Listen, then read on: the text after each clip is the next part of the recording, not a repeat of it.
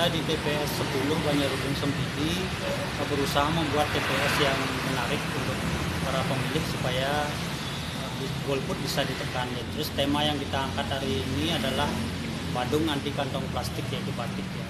Kemudian di belakang juga ada superhero. Itu kita resapi nilai-nilai kepahlawannya ya, kepahlawan demokrasi dalam hal ini pemilu, kemudian pahlawan lingkungan yaitu bersih kantong plastik. Pak Taufik,